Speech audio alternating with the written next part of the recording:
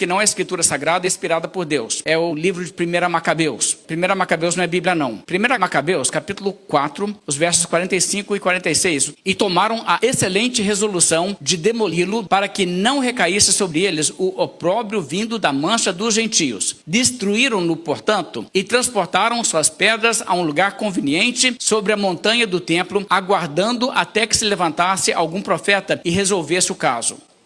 Como assim? O que é para se fazer com esse tipo de coisa? Nós não sabemos. E como não existe profeta vivo nos nossos dias, deixa esse negócio aí, não faz nada com isso, a menos que Deus levante um profeta que dê orientação sobre isso. Como não havia profeta naqueles dias, eles não tinham palavra do Senhor, eles não poderiam determinar nada sobre um assunto que não havia sido revelado. Agora, o que isso te diz sobre 1 Macabeus? O autor de 1 Macabeus está te falando, nesse tempo aqui em que nós vivemos, que ele é contemporâneo. Não tem profeta no meio do povo de Deus, não tem nenhum. Aí alguém vai dizer que ele era um. Ele que está te falando que não tinha profeta. Se ele fosse inspirado por Deus para falar que não tinha profeta, ele anularia a própria profecia dele. No capítulo 9 de 1 Macabeus, verso 27 diz: e levantou-se uma tão grande tribulação em Israel, que não se tinha visto outra assim, desde o tempo em que os profetas tinham desaparecido de Israel.